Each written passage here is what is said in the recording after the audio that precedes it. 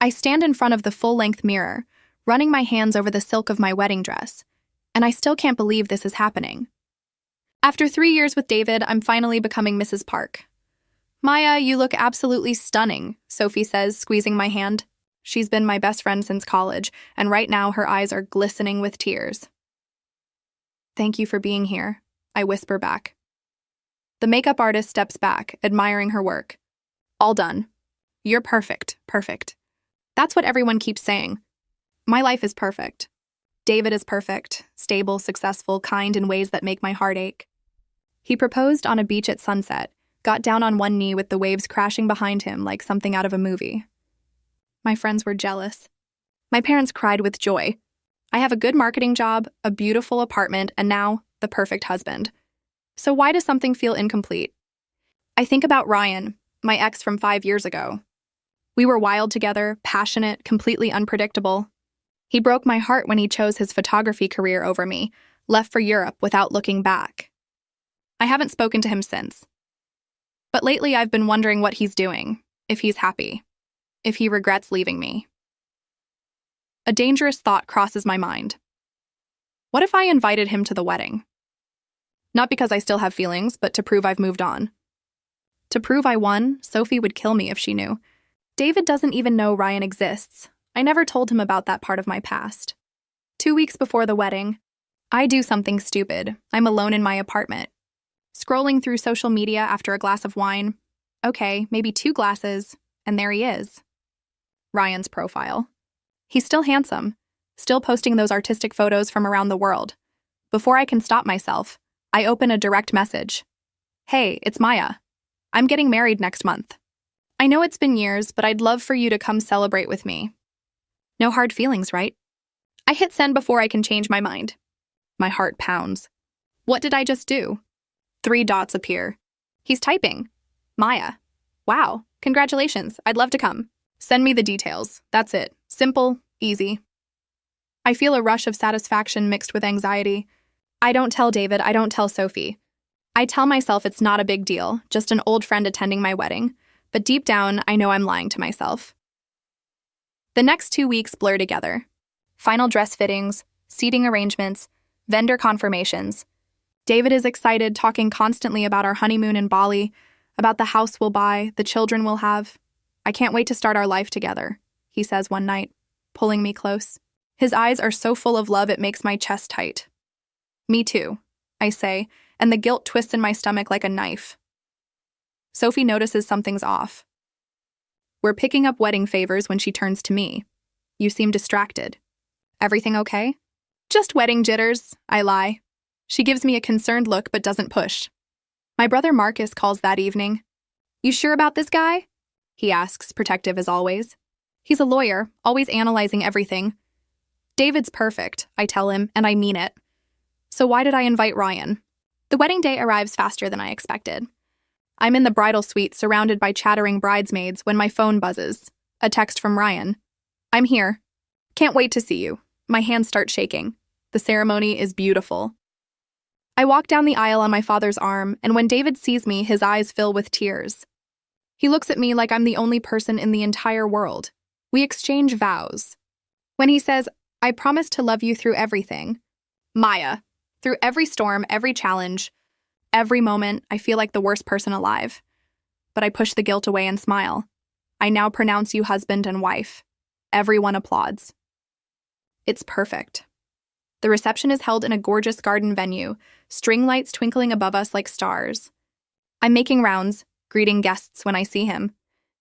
Ryan is standing near the bar, looking impossibly handsome in a dark suit. Our eyes meet across the room. He smiles. That same dangerous smile I remember. I excuse myself from David's mother, Margaret, who's been telling me about Park family traditions. "Ryan," I say, trying to sound casual. "You came?" "Of course," he says, leaning in to kiss my cheek. His cologne is the same one he used to wear. "You look incredible, Maya. Absolutely stunning." "Thank you. How have you been?" "Good. Great, actually. Just got back from shooting in Iceland." The light there is unbelievable. He launches into stories about his photography career, his travels, his life. He's charming as ever, making me laugh with old inside jokes. I feel myself relaxing, falling back into familiar patterns. David is across the room talking with his best man James, completely oblivious. Sophie catches my eye from her table and frowns. She recognizes Ryan from old photos I showed her years ago. I see her start to stand up, but I turn away. The reception continues. Dinner, toasts. My brother Marcus gives a speech about family and loyalty that makes me uncomfortable. David's toast is about how I changed his life, how lucky he is to have found me. The guilt is eating me alive, but I drink champagne to numb it. Then the DJ plays an old song. One that Ryan and I used to love. I'm tipsy, emotional, caught up in memories. Ryan finds me alone on the terrace, away from the party. This was our song, he says softly. Remember dancing to this in your old apartment? We were so young, I do remember. I remember everything. That was a lifetime ago, I whisper, but I don't move away when he steps closer. Do you ever think about us? Ryan asks, his voice low and intimate. About what we could have been? I should walk away. I should go back to my husband. My husband, God, that sounds so strange. But the champagne, the nostalgia, the moonlight, it all clouds my judgment. Sometimes, I admit, and it's the truth. He reaches up and touches my face gently. I made a mistake leaving you, Maya. I've thought about it every day for 5 years. My heart is racing. This is wrong. This is my wedding day. David is inside, probably looking for me, but Ryan's pulling me closer, and I'm not stopping him. I'm married now, I breathe, but even as I say it, I don't pull away. I know, he whispers. Then he kisses me, and for one stupid, selfish moment, I kiss him back. It lasts maybe 5 seconds, but it might as well be forever, because when we break apart, I see her, Margaret, David's mother, standing in the doorway. Her face is frozen in horror and disgust. No, I gasp. Stepping back from Ryan, Mrs. Park, it's not, but she's already turning away, walking quickly back into the reception hall. My blood turns to ice. I run after her, my dress tangling around my legs. Ryan calls after me, but I ignore him. I push through the crowd of dancing guests, searching desperately for Margaret. I find her talking urgently to David near the head table. His face is confused, then concerned. When he sees me approaching, his expression changes to something I've never seen before. Suspicion. David, I start. My voice shaking. Margaret looks at me with pure contempt. Tell him, she says coldly. Tell my son what you were doing outside with that man. The music seems too loud. Everyone's still dancing, laughing, celebrating, completely unaware that my world is ending. Jessica, one of my bridesmaids, has stopped talking and is watching with wide eyes. Sophie is rushing over, her face pale. David stands up slowly. Maya, what's going on? I can't breathe. The reception hall feels like it's closing in on me. David's eyes search my face, looking for an explanation, for a denial, for anything that makes sense. It was nothing, I stammer. Your mother misunderstood. I saw you, Margaret interrupts sharply. I saw you kissing another man at your own wedding reception. The words hang in the air like poison. A few guests nearby have stopped talking and are starting to notice the tension. David's face goes pale. That's not possible, he says, but his voice wavers. He wants me to deny it. He's giving me a chance and I want to take it. I want to lie, but I can't. He's my ex-boyfriend, I whisper. I invited him and we were just talking and... You invited your ex-boyfriend to our wedding? David's voice rises slightly. People are definitely staring now. James steps closer, concerned. Without telling me. The hurt in his eyes is unbearable. Sophie reaches me, grabbing my arm. Maya, what did you do? She whispers urgently. Ryan appears from outside, reading the situation immediately. Listen, man, he starts, addressing David. It was just a moment of nostalgia. Nothing serious. David's jaw clenches. He's not an aggressive person. I've never seen him angry. But right now he looks capable of violence. Get out, he says to Ryan, his voice dangerously quiet. Get out of my wedding. Marcus has made his way over, his lawyer instincts sensing trouble. He takes one look at the scene and his face hardens. Maya, what the hell is going on? Ryan hesitates, looking at me like he expects me to defend him. When I don't, he shrugs apologetically and leaves. But the damage is done. David turns back to me. Did you kiss him? He asks directly. Everyone is watching now. The music has stopped. Jessica is whispering to other bridesmaids. Aunt Linda is clutching her pearls, literally. My parents are pushing through the crowd, confused. I could lie. I could say Margaret was mistaken, that it was just a hug. But looking at David's face, at the man who just promised to love me forever, I can't do it. Yes, I whisper. I'm so sorry. It was a mistake. It meant nothing. David steps back like I've physically struck him. David doesn't yell. He doesn't make a scene. That's not who he is. Instead, he does something worse. He leaves. He walks out of our wedding reception without another word, James following quickly behind him. I start after him, but Marcus grabs my arm. Let him go, my brother says firmly.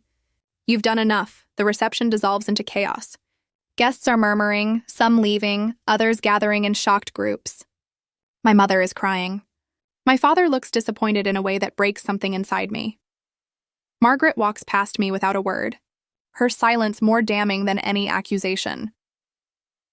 I'm standing in the middle of the dance floor in my wedding dress, alone. Sophie stays with me, but even she's struggling to understand. Why would you invite him, Maya?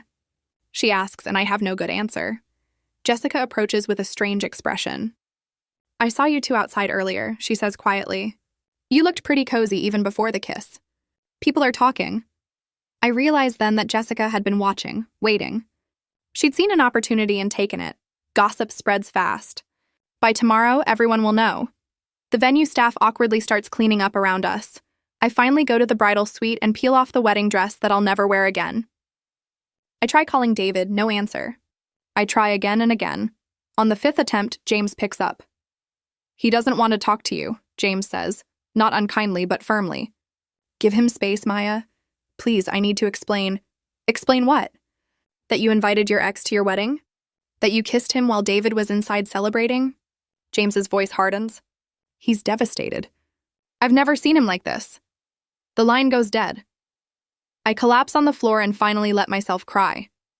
Sophie sits beside me silently. Hours pass. Eventually, my parents take me to their house. I can't go back to the apartment I share with David. Marcus drives in silence, his disappointment palpable. That night, lying in my childhood bedroom, I realize what I've done. I destroyed the best thing in my life for a 5-second kiss with someone who didn't even matter, and there's no taking it back. The next week is hell. David won't see me or answer my calls. I send texts apologizing, explaining, begging. Nothing. I go to our apartment to find the locks changed. James meets me outside. He needs time, he tells me. This isn't just about the kiss, Maya, it's about the trust. You invited someone he didn't even know existed to the most important day of his life. I know, I sob. I know I messed up. Please, just let me talk to him, James shakes his head. His lawyer will contact you about the annulment. Annulment. The word hits me like a truck. Not even divorce. Annulment, like our marriage never existed. I learned through Sophie that David has moved back in with his mother temporarily. Margaret has apparently told the entire family what happened. I'm persona non grata with the Parks. At work, I can't concentrate. My boss notices. Everything okay with the wedding? She asks. It was perfect. I lie. Jessica, of course, has already spread the story through our social circle. Former friends are distant. Some send sympathetic messages. Others quietly unfriend me on social media. The judgment is everywhere. Aunt Linda calls to lecture me about family shame and moral values. Even Marcus, usually protective, is cold. You were always impulsive, but this? He says during a tense dinner at our parents' house. This was self-destructive. I try to explain about wanting to prove I'd moved on, about the champagne, about the moment of weakness. It all sounds pathetic when I say it out loud. Ryan tries to contact me several times. I block him immediately. He's part of the problem, the match that lit the fire I poured gasoline on. Sophie is my only constant support, but even she struggles to understand. What were you trying to prove? She asks one night. That you're desirable? That you have options? You had everything, Maya, everything. She's right. I had everything. David gave me unconditional love, and I threw it away for validation from someone who never really cared. 2 weeks after the wedding, I received formal annulment papers. David is citing fraud. I entered the marriage while maintaining emotional connections to an ex-boyfriend. It's legally questionable but emotionally accurate. I signed the Papers with shaking hands. It's over. My marriage lasted less than an hour. 3 months pass. I've moved into a small studio apartment. The separation from David is finalized. We never speak. Through mutual friends, I hear he's doing better, focusing on work, seeing a therapist. Part of me is relieved he's healing. The other part is devastated that he's healing without me. My own life is a mess. I'm functioning but barely. Work is mechanical. Social life is non-existent. I spend most evenings alone, replaying that night over and over. Then karma comes for Ryan. And it's almost poetic. I learned through social media, because I unblocked him in a moment of weakness, that his photography career is collapsing. Apparently, he was engaged to a woman named Natalie. She'd been out of town during my wedding, which is why he attended alone. When she learned what happened, that he kissed another woman at her wedding, she left him publicly and messily. His reputation in the photography community is destroyed. Clients cancel contracts. His upcoming exhibition is pulled. He's experiencing his own version of social exile. He messages me, "This is your fault. You ruined my life." I almost laugh at the irony. Instead, I block him again, but his downfall doesn't make me feel better. Revenge, even secondhand, isn't satisfying. It's empty, I'm still alone. David is still gone. One day I see them, David and a woman having coffee at a cafe near my office. She's pretty, laughing at something he says. He looks happier than I've seen him in months. The jealousy is crushing, but more than that is the realization. He's moving on. He's going to be fine. Better than fine. Sophie meets me that evening and I tell her what I saw. "Maybe it's good," she says gently. "Maybe you both needed to find your way." I don't know how to move forward, I admit. How do I live with this? "You start by forgiving yourself," she says. "And by understanding that some mistakes can't be fixed, only learned from." I nod. But I don't believe her yet. Maybe someday I will. 6 months after the wedding that wasn't, I'm sitting in a therapist's office. Dr. Sarah Chen, no relation, is patient as I tell my story for the first time to someone objective. "Why do you think you invited Ryan?" she asks. I've asked myself this question 1,000 times. I wanted to prove I was over him, I say slowly. I wanted to show him what he lost. I wanted to feel desired, I guess. Special. But you were already desired. David loved you. I know, I whisper. But I didn't feel it was enough. I needed external validation. I needed to win, Dr. Chen nods thoughtfully. And now? Now I realize I didn't need to win anything. I already had everything. I just couldn't see it. The sessions help slowly. I start understanding myself better, my insecurities, my need for validation, my fear of settling down. David represented stability, something my chaotic childhood lacked. But stability scared me, so I sabotaged it. I run into Margaret one day at a grocery store. She sees me and for a moment I think she'll ignore me. Instead, she approaches. "How are you?" she asks, not warmly but not coldly either. "I'm managing," I say honestly. She studies my face. "David's doing well. He's happy." "I'm glad," I say, and I mean it. "I never wanted to hurt him, but you did," she says simply. "And you'll have to live with that." She's right. This isn't a story where the protagonist gets forgiven and everything returns to normal. This is real life, where actions have consequences, where some broken things stay broken. Marcus reaches out finally, inviting me to family dinner. It's awkward, but it's something. My parents are careful around me, like I might shatter, maybe I might. But I'm also slowly rebuilding piece by piece. A year after the wedding, I'm different. Not better exactly, but different. I've learned to live with the ghost of what I destroyed. I see David occasionally. Our city isn't that big, and we've reached a point where we can nod. Politely without the world ending. He's engaged again, I hear. To the woman from the cafe. Her name is Rachel, and by all accounts, she's wonderful. I hope he's happy. I really do. I'm not dating. I'm not ready, and maybe I never will be. I've poured myself into work instead, earning a promotion. Sophie says I'm using work as an escape, and she's probably right, but at least it's productive. Ryan's photography career never recovered. Last I heard, he'd moved to another state, trying to rebuild his reputation. I feel nothing when I think about him now, not anger, not nostalgia, nothing. He was a symbol of my immaturity, and that version of me is gone. The irony isn't lost on me. I invited my ex to prove I'd moved on, and in destroying my marriage, I finally did move on from both of them. I'm alone now, truly alone. But there's a clarity in it. I understand myself in ways I never did before. My insecurities, my need for validation, my self-destructive patterns. Dr. Chen says this awareness is the first step toward healing. I'm not sure what the second step is yet, but I'm working on it. Sometimes late at night, I think about that kiss. 5 seconds that cost me everything. I think about the moment before it happened, when I still had a choice, when I could have walked away. I can't change it now. I can only carry it with me, a permanent scar that reminds me of my own capacity for destruction. Jessica eventually apologized for gossiping, admitting she was jealous. I forgave her, though we're not close anymore. Aunt Linda stopped calling. Marcus and I have slowly rebuilt our relationship, though there's a distance now that didn't exist before. My parents treat me with a gentleness that suggests they're worried I'm fragile. Maybe I am, but I'm also stronger than I was. I'm learning to live with consequences. I'm learning that some mistakes can't be undone, only endured. I'm learning that pride and validation are poor substitutes for genuine love, and I'm learning, slowly and painfully, how to forgive myself. The end.